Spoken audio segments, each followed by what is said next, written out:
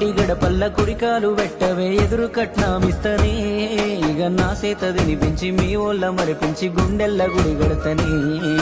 నా కలత నిద్రల్ల నా కలవరింతల్ల నీ పేరే తెలిసినానే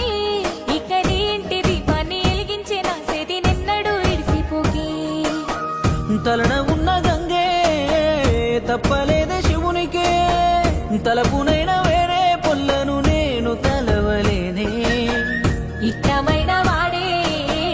సుట్టమైతే సాలే జన్మకింక